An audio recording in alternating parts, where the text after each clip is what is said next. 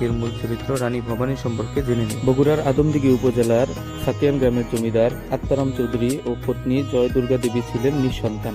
কথিত আছে, স্বপ্নে আদিষ্ট হয়ে জমিদার তার বাড়ির অদূরে নির্জন পুকুর পাড়ে সাধনা শুরু করেন। সাধনার এক পর্যায়ে ফুটফুটে একটি কন্যা সন্তান প্রাপ্তি হন এবং তার নাম রাখা হয় ভবানী। জমিদার বাড়ির ঐশ্বর্য প্রাচুর্য ও বিলাসিতায় থেকেও শৈশব থেকেই ভবানীর মানব সেবায় আগ্রহ দেখা যেত। জানা যায়, প্রজাদের কষ্ট নিবারণের জন্য তিনি ৩৬৫টি পুকুর খনন করেন এবং নিজে প্রতিদিন ভিন্ন ভিন্ন পুকুরে গোসল করতেন। রানী ভবানীর বিয়ের ঘটনা নিয়ে চমকপ্রদ লোকগাথা প্রচলিত রয়েছে। রাজা রামকান্ত একবার শিকারে বের হন। ঘটনাক্রমে ছাতিয়ান গ্রাম অতিক্রমকালে ভবানী পূজার জন্য ফুল তুলতে গেলে অপরূপ চেহারার এক ঝলক দেখেই রাজা মুগ্ধ হন। রাজা রামকান্ত তাকে বিবাহের আগ্রহ প্রকাশ করলে খোঁজ নিয়ে জানা যায় অপরূপা রমণীর পিতা অত্র পরগনার জমিদার আত্মারাম চৌধুরী। রাজা রামকান্তের তখন বিশাল জমিদারি, আর আত্মারাম চৌধুরীর জমিদারি তুলনামূলক ছোট।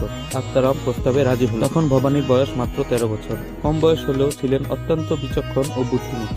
বড় জমিদারের প্রস্তাবে বিনা শর্তে রাজি হলেন না, দিলেন ৩ শর্ত। বিয়ের প্রথম শর্ত ছিল তাকে ১ বছর পর্যন্ত বাবার বাড়িতে থাকতে দিতে হবে।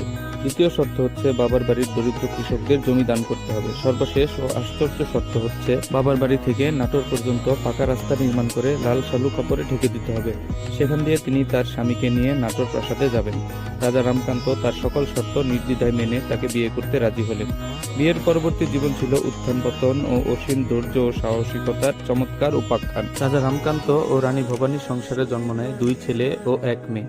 তার ২ ছেলে অকালে মৃত্যুবরণ করলেও একমাত্র কন্যা তারা সুন্দরী জীবিত ছিলেন। ১৭৪৮ সালে রাজা রামকান্ত মৃত্যুবরণ করেন। শুরু হয় এক অদৃশ্য শূন্যতা।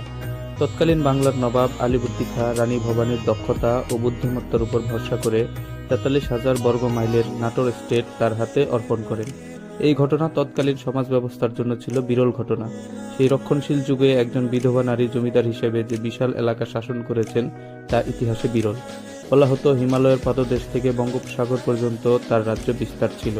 এই জন্য তাকে অর্ধ বঙ্গেশ্বরী উপাধি দেওয়া হয়। ১৭৪৮ সাল থেকে ১৮০২ সাল পর্যন্ত দীর্ঘ ৫৪ বছর বিশাল জমিদারি চালিয়ে অবশেষে ৭৯ বছর বয়সে গঙ্গার তীরে ইহলোক ত্যাগ করেন।